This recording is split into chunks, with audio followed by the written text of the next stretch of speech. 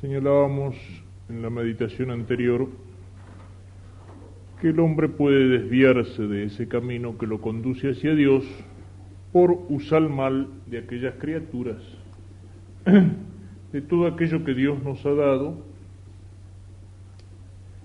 para que sea como un camino hacia Él, como una escalera para acercarnos a Él, como una escalera para subir al cielo. Podemos usar mal de todas esas cosas, podemos apartarnos de Dios. Y ya en la meditación de los 3 pecados decíamos, y bueno, y si en algún momento la muerte me encuentra en esa situación de apartamiento, esa muerte significa para mí la condenación eterna. Son aquellas verdades que antes se nos recomendaba meditar. Piensa en tus postrimerías, piensa en los novicios. ¿Y qué son esas postrimerías? O sea, las realidades últimas: muerte, juicio, infierno y gloria. Muerte, juicio, infierno y gloria. Pensar en esas realidades, o sea, pensar en aquellas realidades que se encuentran al término de nuestra vida aquí en la tierra y que son tan importantes para nosotros. Actualmente es algo, no sé, vivimos un tiempo, digamos, una situación, digamos, en la iglesia, en la cual se la podría caracterizar, como lo hace el gran teólogo suizo von Balthasar, caracterizarla por la evacuación de la cruz. Es decir, nos han tratado de dar, muchos en estos últimos tiempos, un cristianismo sin cruz, un catolicismo sin cruz.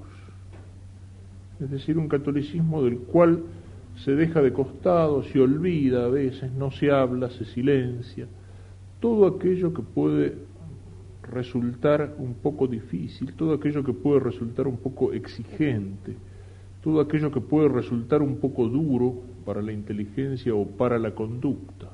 Para la conducta, poner entre paréntesis 1 o 2 mandamientos. Para la inteligencia, poner entre paréntesis algunas verdades fundamentales de las cuales no se quiere hablar. Se nos quiere vender un catolicismo que es todo dulzura, que es todo sonrisa, que es todo amor. El catolicismo es todo amor, pero hay que entenderlo bien, no como se lo entiende a veces. Hasta se tiene miedo a las palabras. Es un poco reflejo del tiempo en el cual vivimos, ¿no es cierto? Miedo a las palabras fuertes.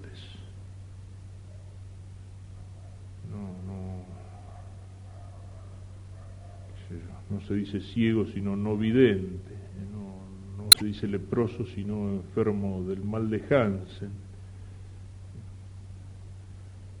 no se le dice a un tipo que es tonto en crudo sino que es diferenciado.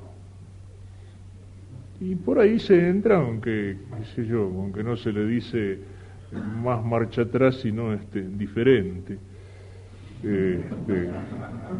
aunque no se puede decir hereje, al margen de lo que la palabra hereje puede tener de carga afectiva, ¿no es cierto?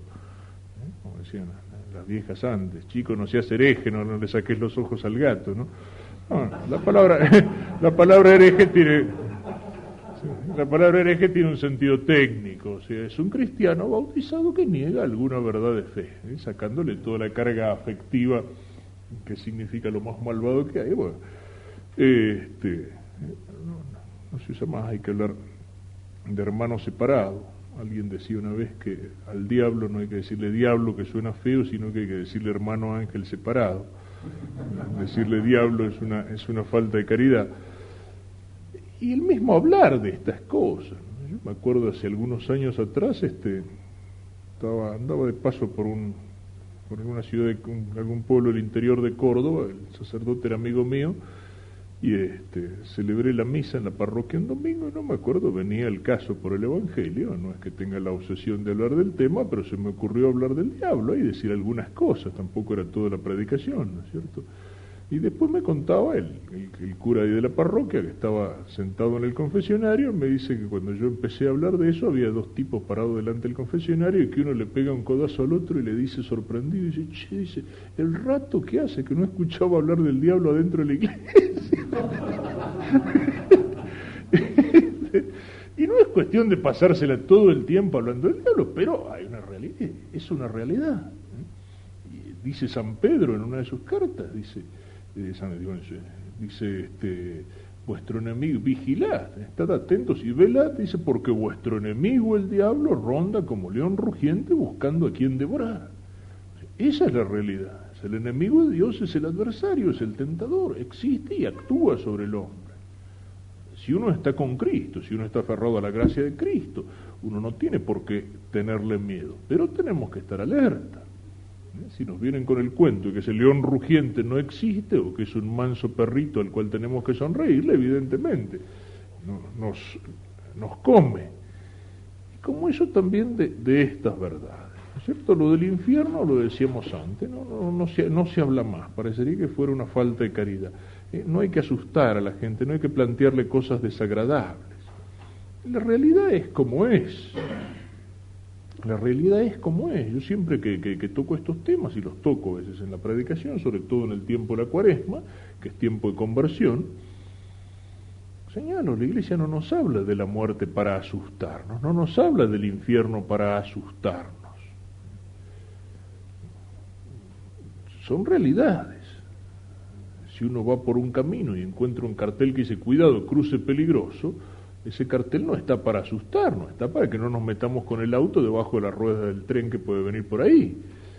O sea, simplemente es una advertencia, es una prevención. Si se nos dice camino cerrado, derrumbe de rocas, ¿para qué? Para que no nos metamos por ese camino, o para que si entramos vayamos con cuidado porque ese camino es peligroso. Y bueno, ese es el sentido que tiene recordar estas verdades. Ese es el sentido que tiene recordar estas verdades. No es para amargar la vida. No es porque tengamos una visión negativa del hombre o de lo católico. No es eso. Pero en la realidad existen luces y existen sombras. Las dos cosas son así. Santo Tomás en toda su visión de la moral pone todo el acento en las virtudes, que nos van identificando con Cristo y nos van acercando a Dios. Pero también menciona lo contrario de la virtud, que es la realidad del pecado. Si en un cuadro sacamos todas las sombras para dejar nada más que las luces, estamos falsificando la realidad, no tenemos un paisaje, no tenemos un panorama. Es cierto que es más importante afirmar la verdad, pero si uno no es capaz de señalar el error contrario de esa verdad, uno de alguna manera no está falsificando la verdad. No, hay que ser positivo, hay que decir lo bueno, guarda. Cuando se quiere enseñar la verdad, por supuesto, hay que poner el acento sobre la verdad, pero hay que señalar y hay que denunciar el error contrario, y Cristo lo hizo. Cristo vino para señalarnos el camino del cielo, para enseñarnos a conocer al Padre que tenemos en los cielos y todo, pero cuando tenía que señalar el error y el pecado, lo hizo. Y a los fariseos les dijo de todo menos bonito. Los trató, les pegó golpes bien duros, y en Cristo estaba presente la caridad, cuando Cristo perdona al pecador, cuando Cristo ama a los niños, en Cristo está presente la caridad cuando nos habla del Padre que hay en el cielo, pero en Cristo también está presente la caridad cuando las palabras de Cristo se transforman en un látigo que azota a los fariseos. O sea, cuando con la palabra les pega golpe fuerte. Las dos cosas estaban en Cristo. La verdad que sana y la verdad que duele. Lo que algunos llaman la mano izquierda de Dios. La mano que acaricia, la mano que sana, la mano que cura, pero también la mano que de vez en cuando sacude, la mano que castiga. Y cuando Dios sana la herida, y cuando Dios cura, y cuando Dios acaricia, lo hace por amor. Y cuando Dios nos da un golpe, cuando Dios nos sacude, cuando entra la mano izquierda de Dios, también eso es por amor. También eso es por amor. Las palabras más duras de Cristo son palabras que Él las pronunciaba por amor. Con el pecador arrepentido Cristo no tenía ningún problema, enseguida le decía como a la adúltera, bueno, nadie te condenó, yo tampoco, vete y no peques más, listo. Pero cuando el pecador estaba endurecido, cuando tenía una coraza, cuando tenía una cáscara de dureza, como los fariseos, y bueno, Cristo le daba fuerte tratando de romperla. Y así todo le costó, y en muchos casos no la consiguió. Pero esas palabras de Cristo salían de la caridad. Nos presentan un Cristo unilateral, por supuesto. Cristo no se pasó toda su vida pública pegándole latigazos a los fariseos para echarlos, a los judíos para echarlos del templo que están comerciando ahí. No, pero lo hizo también. También lo hizo. A Cristo lo tenemos que ver en su realidad total, no en un aspecto parcial. Cristo tiene palabras de dulzura, Cristo tiene palabras de perdón, pero Cristo nos dice que tenemos que hacernos violencia para conquistar el reino de los cielos. Tenemos que tener una visión integral de Cristo. A los fariseos le dicen, raza de víboras, sepulcros blanqueados. En el más puro correntino, Añamembuí, ¿no? Vuestro padre es el diablo, hijo del diablo. Y lo otro también, vienen los fariseos ahí y le dicen, nosotros no somos hijos de prostitutas, somos hijos de Abraham. Y Jesús, ¿qué les contesta? Está en los textos de San Juan en este tiempo de la Cuaresma. No somos hijos de prostitutas, somos hijos de Abraham. Y Jesús le dice, ustedes no son hijos de Abraham. Y bueno, saquen la conclusión. Bueno, entonces a veces esas verdades que duelen, esas verdades que molestan, bueno, son necesarias. Es necesario recordarlo. ¿Para qué? Lo dice San Ignacio cuando nos pone enfrente a estas meditaciones. Dice, para que si del amor del Señor eterno me olvidara por mis faltas, a lo menos el temor de las penas me ayude para no venir en pecado. Si del amor del Señor eterno me olvido por mi falta, a lo menos el temor de las penas me ayude para no venir en el pecado. Seamos realistas. Por supuesto que es muchísimo mejor no ofender a Dios por amor. Es muchísimo mejor no ofender a Dios por amor. Pero es mejor no ofenderlo, aunque sea por temor, que ofenderlo. Es mejor. Y a veces precisamente al tipo que está metido en el pecado, que está hundido en el pecado, si uno le habla del amor de Dios con las palabras más dulces que pueda encontrar en Santa Teresita, no le entra. Es como si un chancho recubierto con una costra de barro uno le tirara gotas de agua bendita arriba, no le llega ni al cuero. Y bueno, y a veces realmente pasa eso. Y a veces es la conciencia que tenían aquellos viejos predicadores y misioneros que se mandaban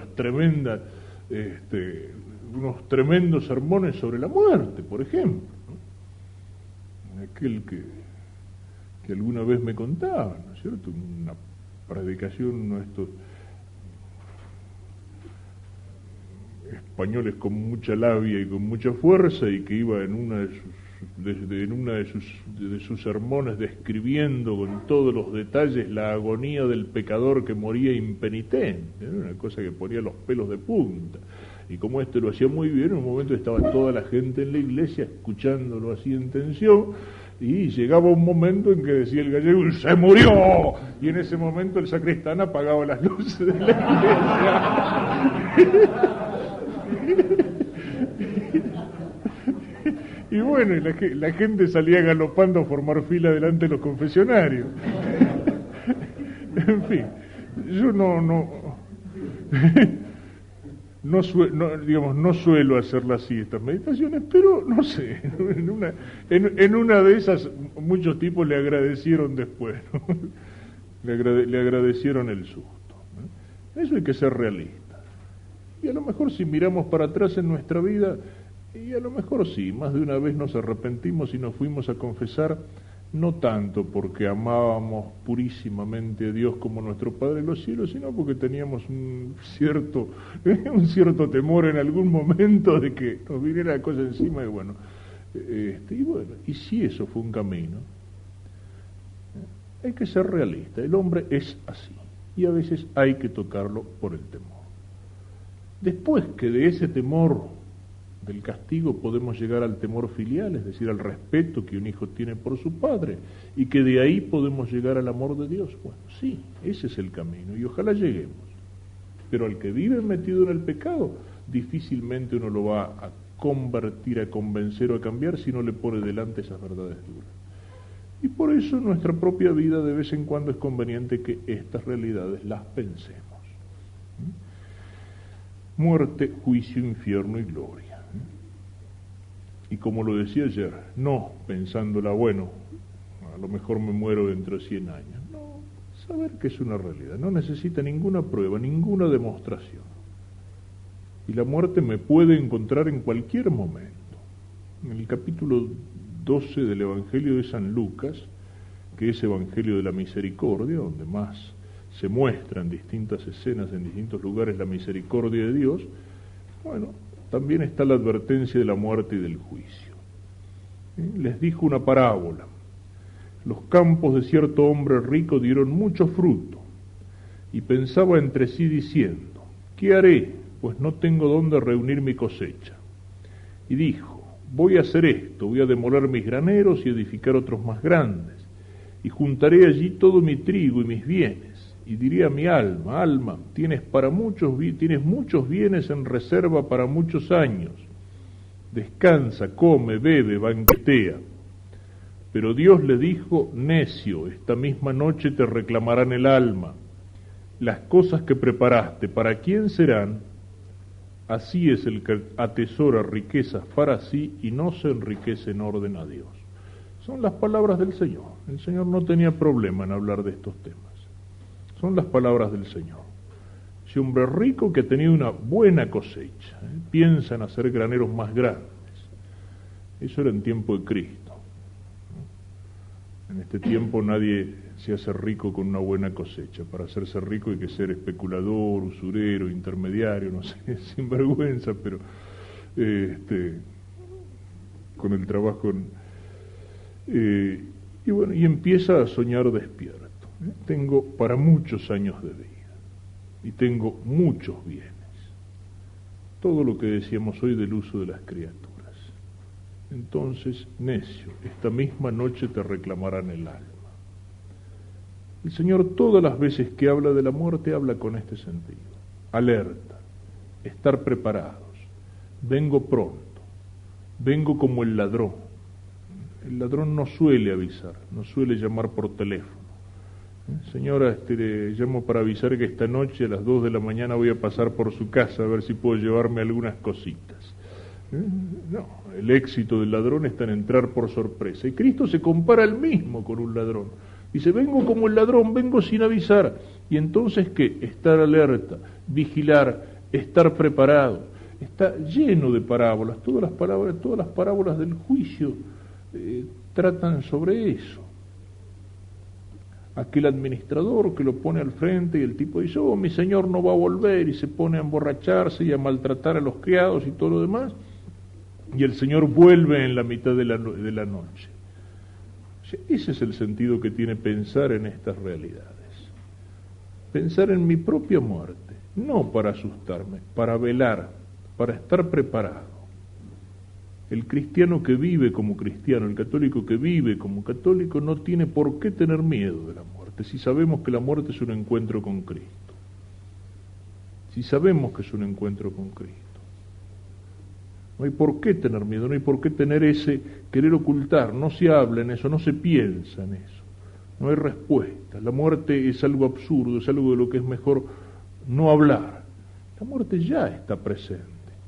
San Agustín en sus confesiones decía, vida, que no sé si llamarte vida mortal o muerte vital, porque cada paso que damos en esta vida es un paso que nos va acercando a la muerte.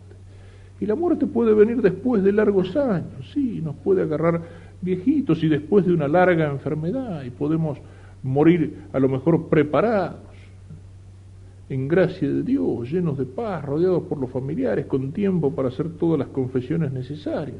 Puede ser, pero puede venir en cualquier momento, puede venir sorpresivamente, de hecho viene. No es para asustar, pero sé yo, conozco más de un ejercicio espiritual donde se hablaron de estas cosas y donde hubo alguno que no terminó los ejercicios espirituales. No lo digo para asustarlo, pero es en serio.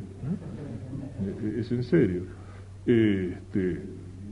O sea, nunca sabemos en qué momento nos llama el Señor. Y lo que importa es eso, es tener el alma limpia, la conciencia lista, estar preparado, tener las valijas hechas. Señor, me llama, acá estoy. Todo el coplero criollo tiene nuestras coplas populares, las que recitaban esos misioneros rurales y esos paisanos, tienen relación a esto, tienen referencias a esto, como aquella del catecismo, ¿no? Al fin de la jornada, aquel que se salva sabe y el que no sabe nada. Mira que te mira Dios, mira que te está mirando, mira que te has de morir, mira que no sabes cuándo. Cuando la campana tocaba muerto en el pueblo, decía la copla, este doble de campanas no es por aquel que murió, es para que piense yo que puedo morir mañana. En alguna de las aldeas que tienen en Entre Ríos los alemanes del Volga, alemanes que vinieron a la Argentina después de pasar 100 años por Rusia, en las colonias del Volga, y que es gente de mucha fe, de una religiosidad intensa. Algunos de los sacerdotes que han venido para acá vienen precisamente de esas colonias. A mí me tocó estar alguna vez, 2 veces, una vez la madre de un sacerdote y el papá de un seminarista, de una pequeña aldea que no tiene más de 250 habitantes. Y en el entierro de una persona de la aldea estaba presente todo el pueblo, y todo el pueblo venía acompañando el entierro cantando, con un coro de hombres que incluso cantaba antífonas latinas, el Miserere, por ejemplo. O sea, era toda una presencia de fe en el momento de la muerte. Y luego de la ceremonia del entierro, del bendecir la tumba, de todo lo demás, las últimas palabras del párroco de la aldea eran las siguientes: vamos ahora a rezar un Padre Nuestro por el próximo de los aquí presentes que va a morir. Y toda la gente rezaba el Padre Nuestro. Y eso en esas aldeas alemanas es una costumbre tradicional en los entierros. Y a la gente le parece lo más normal del mundo. No he hecho la prueba todavía en algún lugar en la ciudad de decir eso al final cuando tenga que acompañar algún entierro, a ver con qué cara me miran. Pero allí se lo toma como lo más normal del mundo. Es cierto, alguno de los aquí presentes va a ser el próximo en morir. Y entonces rezar ¿para qué? Para que Dios me encuentre preparado. De esta manera tenemos que pensar en la muerte, para que nuestra muerte sea una muerte cristiana y no una muerte pagana. El pagano enfrente a la muerte tiene miedo, tiene angustia, tiene desesperación. Aquel que no cree en Dios, para él la muerte no tiene sentido. La muerte es algo que tiene que llenarlo de miedo, tiene que aferrarse a la vida, porque para él terminar la vida, ¿qué es? Como los animales, volver a la tierra y se acabó. Volver al polvo de la tierra y no hay más que polvo, no hay alma, no hay espíritu. ¿Qué sentido puede tener para esa persona arriesgar la vida, por ejemplo, jugar la vida por una empresa grande? ¿Qué sentido puede tener? Ninguno, si la vida es lo único que tiene. El cristiano puede arriesgar la vida, puede jugar su vida por Cristo, puede dar la vida por la patria, puede dar la vida por la verdad, por la justicia, por algo que valga la pena, por algo grande. La puede dar. El cristiano sabe que esa vida es un paso hacia la vida eterna, que no es el aniquilamiento, que no es la nada. Enfrente a eso el pagano solamente puede desesperarse como lo hacían los paganos antiguos, o hacer como hacen los paganos modernos, que es hacer la cosa del avestruz, esconder la cabeza abajo del ala o meterla en un huequito en la tierra cuando hay peligro, y entonces cree que el peligro ha desaparecido. Y exactamente esa es la actitud del hombre de nuestro tiempo en frente al tema de la muerte. No se habla, no se la menciona. Y si alguien habla de eso, lo menciona, ufa, ahí está el cuervo, ahí está el amargado, ahí está el sepulturero, che, no hables de esas cosas.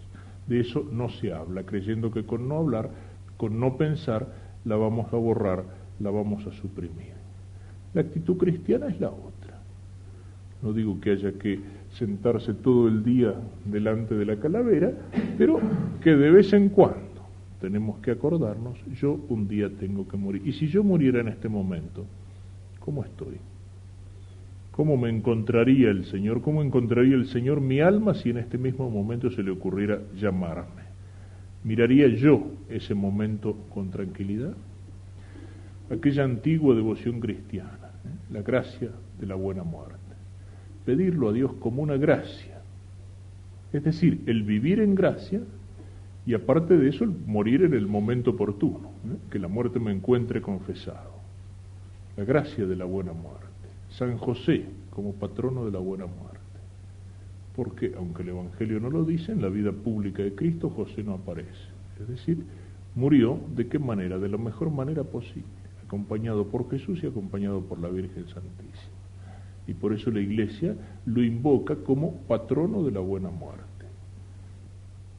Mirarla así, desde este punto de vista. No el susto, lo trágico, lo macabro, la serenidad del cristiano. ¿Y la muerte para el cristiano qué significa? La muerte significa el juicio. Es la consecuencia de lo que meditábamos esta mañana. Todas las otras cosas fueron creadas para ayudarlo en este fin. Por lo tanto, el hombre tiene que usar de ellas en tanto cuanto, y tiene que apartarse de ellas en tanto cuanto, y tiene, agregamos ahora, que saber que al final de la vida Dios me va a pedir cuenta de cómo he usado de todas esas cosas, de cómo he usado de los talentos que Él me dio. Pocos o muchos, la parábola de los talentos. ¿De dónde viene la palabra talento? Este tipo tiene talento para tal cosa o para tal otra cosa. Viene del Evangelio. El talento como una moneda que el rey que se va o el señor que se va le entrega a sus servidores para que la hagan producir, para que la hagan fructificar. Y algunos la hacen producir, pero el otro agarra y lo entierra para poder devolvérsela enterita. Y resulta castigado porque no supo utilizar bien los talentos. De ahí tiene origen la palabra talento. ¿Y qué son los talentos? Todas las cosas que Dios me ha dado. ¿Y qué me dio? Y me dio todo lo que tengo. Todo lo que tengo en el cuerpo o en el alma. Si tengo fuerza física, bueno, Dios me la dio. Si tengo salud es porque Dios me la dio. Si tengo inteligencia, Dios me la dio. Si tengo habilidad manual o técnica, si tengo capacidad o vocación o inclinación para un trabajo específico, y bueno, Dios me lo dio. Todo eso son talentos que Dios me ha dado. Todo lo que tengo en el alma o en el cuerpo, todas las cosas que tengo, Dios me lo dio. Y al final del camino me va a pedir cuenta de cómo he utilizado todas aquellas cosas que Dios me dio. Me dio la gracia de ser cristiano, me dio la gracia del bautismo, me dio la gracia de conocerlo. Tantas gracias que Dios me ha dado, de una manera o de otra. Pero de todas esas cosas tengo que responder. Eso es lo que significa el juicio. El momento de la muerte me presento delante de Dios. Y Dios me pide cuenta de cómo. Por eso tenemos que estar alerta. Tenemos que trabajar como si fuera de día, mientras sea de día. Tenemos que escuchar las palabras del Señor que dice, vuelvo pronto. A veces se habla del fin del mundo.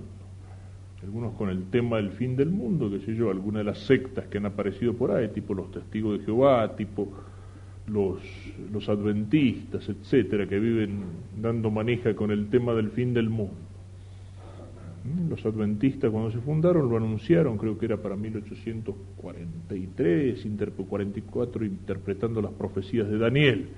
Después, como resulta que el fin del mundo no vino en el momento anunciado, lo pasó a unos años después, lo volvió a pasar, y bueno, ya cuando nadie le creía más, apareció La señora White, la profetisa de los adventistas, dijo, no, el tipo tenía razón, pero simplemente se equivocó, no era el momento del fin del mundo, sino que era el momento del redescubrimiento de la iglesia verdadera, que somos nosotros, y que estaba escondida desde que Cristo se fue, pero que ahora se hace presente en la tierra para preparar a los hombres para el fin del mundo, pero prudentemente no puso más fechas.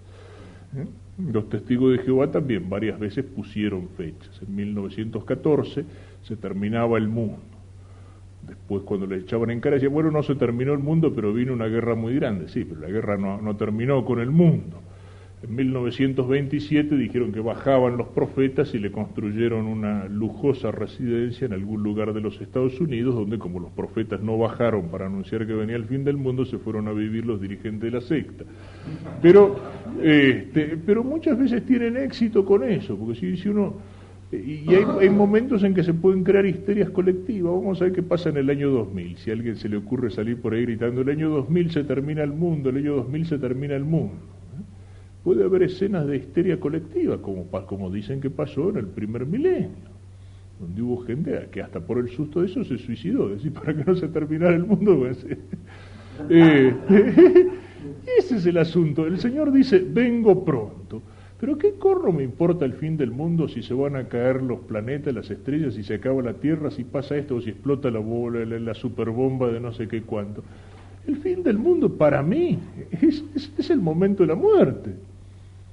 Es el momento de la muerte. ¿Qué me importan todas esas profecías que viven poniendo fechas o que viven hablando que si el fin del mundo se produce por una invasión de extraterrestre, por una guerra interplanetaria, por una explosión atómica o por un fenómeno cósmico? El fin del mundo para mí es el momento de mi muerte. Y el momento de la muerte es el momento en que me tengo que presentar delante del Señor y decirle, bueno, ¿cómo has vivido en este mundo?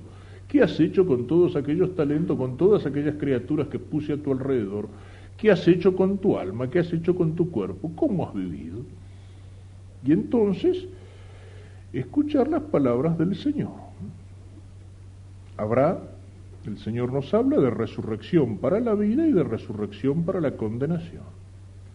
En los capítulos 24 y 25, sobre todo en el Evangelio de San Mateo, que son los capítulos del juicio y son el llamado al estar alerta. Y está la parábola de los talentos y habla sobre el juicio final. Y en San Juan dice, serán llamados, unos para resurrección de vida y otros para resurrección de condenación. Y en San Mateo nos pone aquella parábola del Señor que viene en el día que separa las ovejas de los cabritos, unos a la izquierda, otros a la derecha. Venid benditos de mi Padre, porque tuve hambre y me diste de comer, porque tuve sed y me diste de beber, es decir, porque supiste usar bien de todas las criaturas y hacer el bien con esas criaturas. Y por otra parte, apartaos de mí, malditos, al fuego eterno. Qué tremendo que debe ser escuchar esas palabras de la boca de Cristo. El hombre es creado para Dios. Y el hombre, quiera o no quiera, va a dar gloria a Dios. El deseo de Dios y el deseo de su amor y de su misericordia es que nosotros libre, voluntariamente, amándolo, demos gloria a su amor y gloria a su misericordia. Pero si el hombre se niega, si el hombre rechaza el amor de Dios, si el hombre maltrata a aquellas criaturas que Dios le puso alrededor, si el hombre derrocha y malgasta los dones y los regalos que Dios le hizo, y al final también va a dar gloria a Dios. En el primer caso, uno va a dar gloria a la misericordia de Dios en el cielo. En el segundo caso, el hombre dará gloria a la justicia de Dios en la condenación eterna. Pero, al final, todas las cosas serán sometidas para Dios, libre y voluntariamente en aquel que ama, en aquel que acepta y en aquel que lo sigue. Y si no, contra su voluntad. También en ese sentido el diablo da gloria a Dios, mal que le pese, a la justicia de Dios, ya que rechazó su misericordia. Y el rechazo de la misericordia, ¿qué significa? Ya lo hemos señalado. Es el infierno. Mirar, en primer lugar, entonces, la muerte. Mi vida en un momento se termina. En ese momento en que mi vida se termina, tengo que dar cuenta a Dios de cómo he vivido.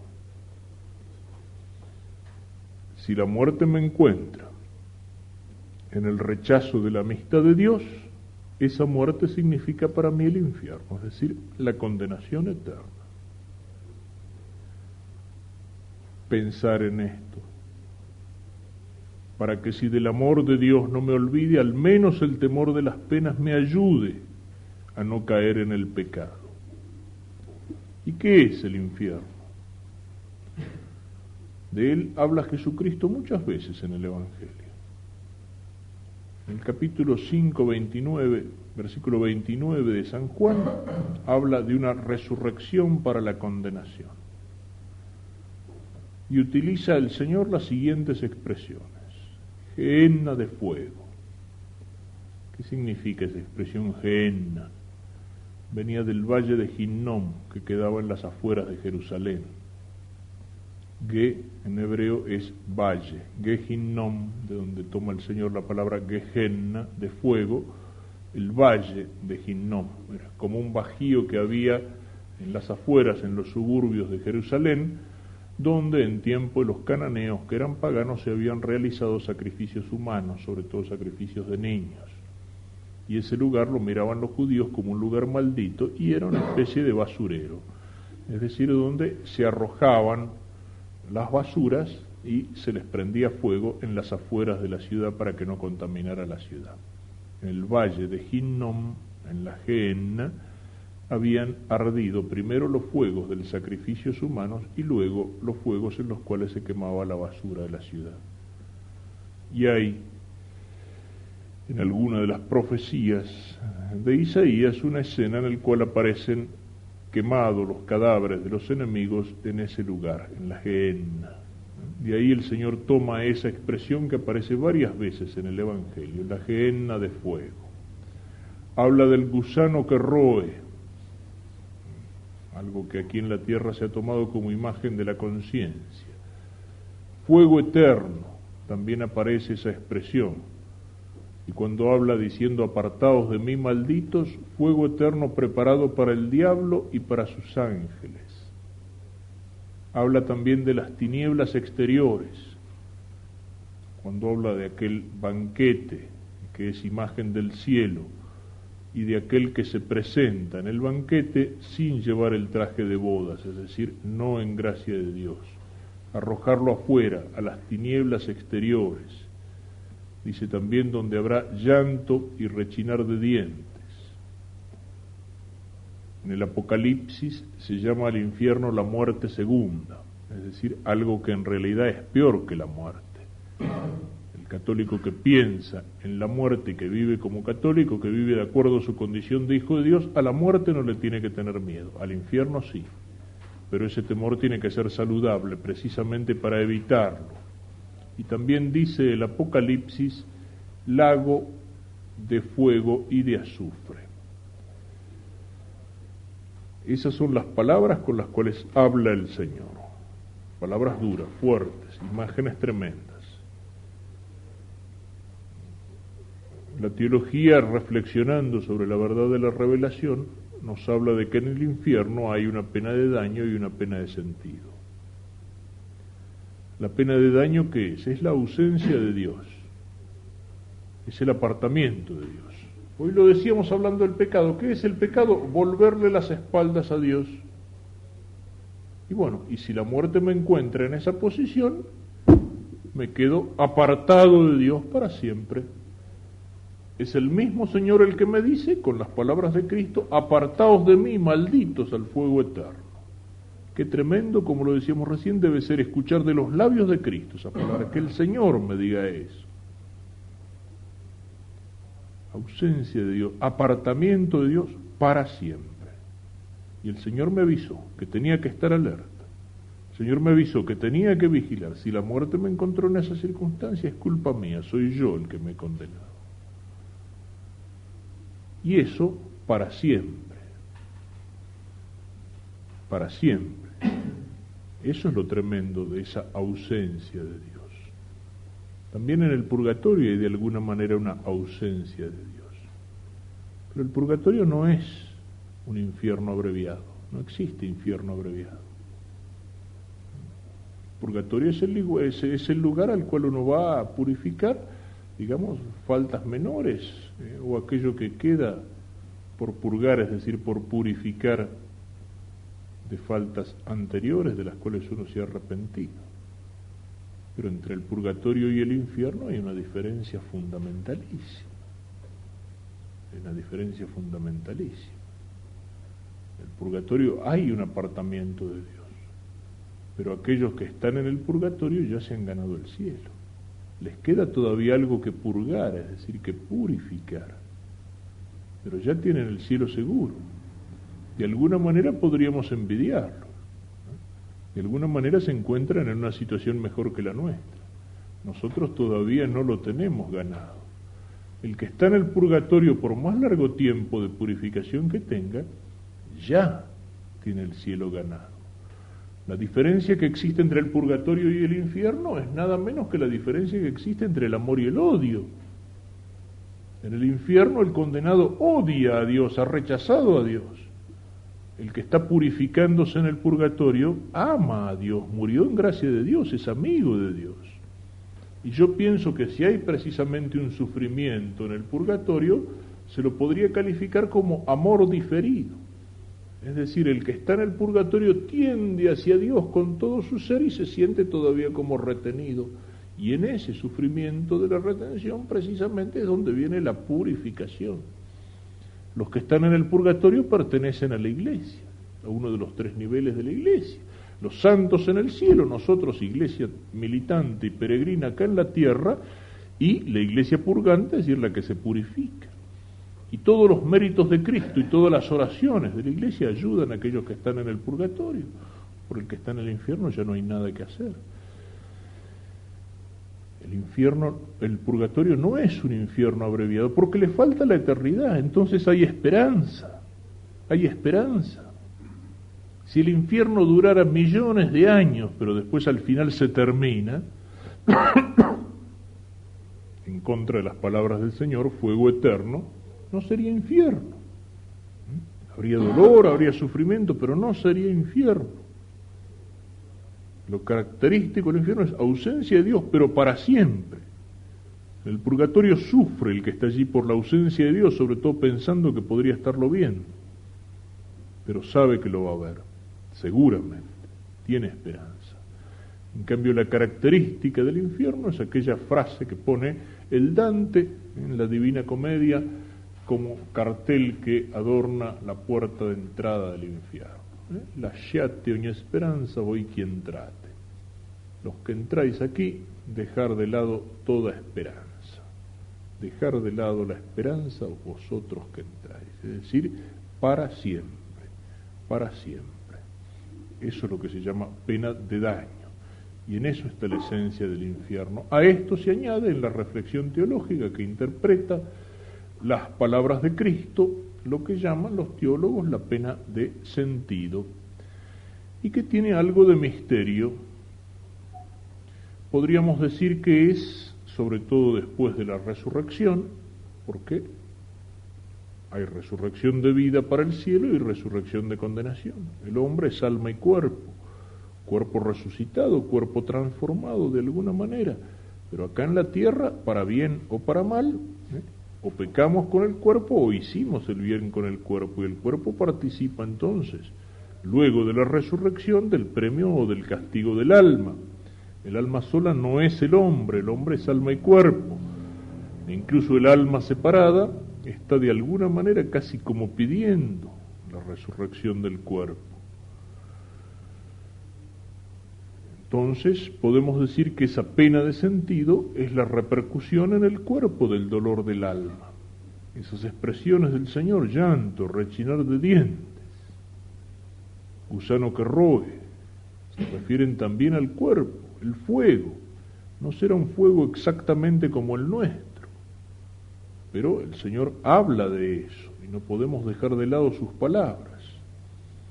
Mi teoría personal, que a veces me miran con cara rara cuando la digo tocando el tema, es que el infierno es frío y oscuro, al contrario de como a veces lo pintan. Frío y oscuro.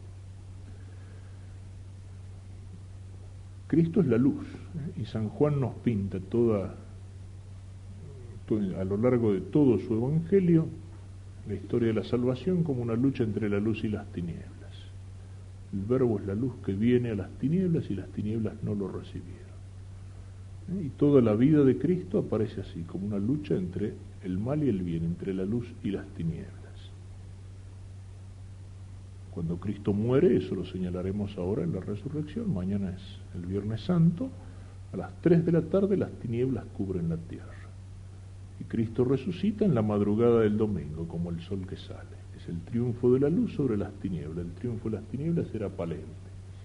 Cuando Judas sale del cenáculo después de traicionar a Cristo, pone San Juan en el Evangelio, era de noche. Chocolate por la noticia, el Cordero Pascual se comía de noche. ¿Por qué lo pone? No se refiere a la noche física, era de noche en el alma de Judas. Ha llegado el momento de la traición. Es la hora y el poder de las tinieblas, había dicho Cristo. Y así todo a lo largo hasta el final. Cuando habla en el Apocalipsis de la Jerusalén celestial, dice que no necesitará lámpara que la alumbre porque será iluminada por la luz que sale del trono de Dios y del Cordero. Y Santo Tomás habla de que nacemos en una doble oscuridad, la del pecado y la de la ignorancia.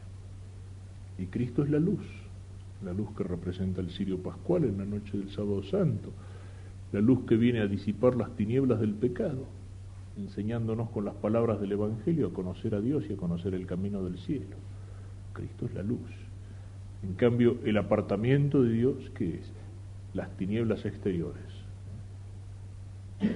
Serán arrojados a las tinieblas exteriores. Hay oscuridad. La oscuridad que es el mal, que es la mentira, que es el error, que es el pecado, que es la negación de la luz. Y frío. Pienso que el infierno, así como pienso que es oscuro, tinieblas exteriores, pienso que es frío. Junto con la luz está el fuego. La luz es la fe. El fuego es la caridad. El corazón de Cristo se lo pinta como ardiendo, y lo llama la Iglesia en sus letanías horno ardiente de caridad. Y Cristo, hablando de los últimos tiempos, dice, en aquel tiempo se enfriará la caridad de muchos. Es decir, así como la luz de la fe aparece como la fe aparece como una luz que ilumina, así la caridad aparece como un fuego que arde, como un fuego que quema. Y el infierno es la negación de la caridad, es lo contrario de la caridad. Es el frío. ¿Y por qué lo llama fuego? El frío quema. El frío por debajo de cierto nivel quema físicamente como si fuera fuego. Repercusión en el cuerpo del dolor del alma. En el infierno hay odio, decíamos. El cielo es la primacía total de la caridad. Pero esa caridad está presente en el purgatorio. Los que se purifican aman a Dios y se purifican en ese amor. En cambio en el infierno no. En el infierno hay odio. Odio a sí mismo. Esas palabras que hoy decía, que las he escuchado y más de una vez, de un borracho, de un drogadicto. Me odiaba a mí mismo. Me odiaba a mí mismo. Santo Tomás se pregunta, cuando habla de la caridad, cuando habla del amor, dice, los pecadores se aman a sí mismos. Dice, creen que se aman. Pero como se aman mal, en realidad se odian. Amar, decía el viejo Aristóteles, amar es querer el bien del otro. Entonces, el odio, ¿qué es? El odio es desear el mal a otro. El pecador de alguna manera se odia a sí mismo, porque está buscando el mal para sí mismo. Y esto con cuánta fuerza en el infierno. Odio a los demás, así como el cielo, esa contemplación de Dios lleva a la plenitud del cuerpo místico que es la Iglesia, es decir, el cielo tiene la dimensión social de la caridad, la plenitud de la Iglesia se alcanza allí con la salvación del último de los hombres, desde Adán hasta el último de los elegidos, dice el Concilio Vaticano II. Es comunión en el amor con Dios y con los demás, con todos los salvados. Es la plenitud del cuerpo misterioso de Cristo en el cual los unimos. Pero el infierno es todo lo contrario. Santo Tomás también se pregunta si se puede hablar mirando a los malos de una especie de cuerpo místico de Satanás, como se puede hablar de un cuerpo místico de Cristo. Y dice que no, porque precisamente la característica de los que están en el mal es el odio, es la disgregación. Se unen cuando tienen un odio común, cuando en conjunto odian el bien, pero después se odian y se tiran zancadillas entre ellos. El padre Castellani pone en alguna de sus fábulas camperas, creo que se llama La inundación, cuando en una de las inundaciones allá en el litoral santafesino van en el bote por el río y hay un árbol en el cual se han prendido todas las víboras. Dice que el árbol parece como una cabellera de medusa, las víboras sacudiéndose. Y en un momento el chico, él, le pregunta a la madre, ¿por qué están tan enojadas? Y dice, porque son malas y los malos no pueden estar juntos. No se toleran entre ellos. Odio a sí mismo, odio a los demás, y sobre todo en el infierno es el odio y es el rechazo de Dios. El remordimiento, ahí uno toma conciencia de eso que decíamos hoy. El pecado es una estupidez. He cambiado lo que Dios me ofrecía, la felicidad eterna, lo he cambiado por esto. Lo he cambiado por esto. Una vez uno me decía en broma, pero tiene algún fundamento. Me decía, ¿y en el infierno? Dice, me dice, yo como me lo imagino el infierno, yo me imagino que en el infierno vamos a tener lo que nos gustaba acá en la tierra, pero lo vamos a tener y lo vamos a tener por toda la eternidad, pero con la conciencia de que eso lo cambiamos por algo infinitamente superior como es Dios, de que a Dios lo cambiamos por eso. Es decir, me decía que si uno se va al infierno porque tenía el corazón pegado a la plata y eso lo llevó a ser un sinvergüenza, cuando llegue al infierno le van a decir, ¿vos te gustaba la plata? Mirá, acá tenés una libreta de cheques para el banco del infierno, donde podés sacar toda la plata que quieras. ¿A vos te gustaba... ¿A vos te gustaba darle al trago y vivías borracho? Mira, acá tenés un barril. ¿A vos te gustaba la mujer aquella? Bueno, acá la tenés para toda la eternidad. Y uno viviría pensando, dándose cuenta, qué idiota que fui. Qué idiota que... A Dios lo cambié por esto. A Dios lo cambié por esto. Entonces, nunca odiaríamos más aquello que a lo mejor tanto amamos acá en la tierra, pero de mala manera. A nada odiaríamos más que a eso que me condujo a apartarme de Dios, dejando de lado lo otro que tiene mucha imaginación, pero tiene algo de real en el fondo. Tiene algo de real en el fondo. Y el infierno, por último, es fracaso. Y el fracaso definitivo. Uno puede fracasar acá en la tierra en muchas cosas, pero uno cae y se levanta. Uno puede fracasar en un examen, pero puede volver a rendir el examen y puede volver a rendirlo varias veces. Aquí hay un fracaso definitivo. El juicio final es un examen que no tiene después examen en marzo, ni tiene complementarios, ni tiene previas, ni tiene todas esas cosas. Es el fracaso definitivo del hombre, creado para alabar, hacer reverencia, servir a Dios y salvar a su alma. Y eso se acabó definitivamente. Definitivamente. Pensar entonces en esto, nos dice San Ignacio, darle gracias a Dios porque no me ha dejado caer acabando mi vida, como hasta ahora ha tenido de mí tanta piedad y misericordia.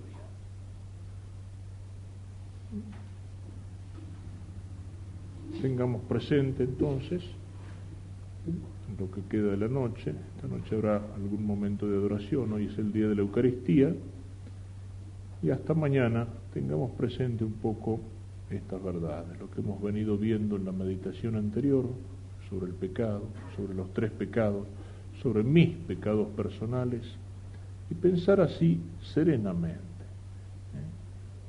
no buscando la angustia, el temor, lo negro, pero pensar que son realidades, aunque sean desagradables, son realidades estas de las que estamos hablando. y que el pensar en eso nos sirva para descubrir mejor la misericordia de Dios, para descubrir mejor mi condición de pecador y al mismo tiempo para descubrir con más fuerza la misericordia de Dios, que me sirva para responderle con más generosidad, con más amor, en ese camino que me conduce hacia Él.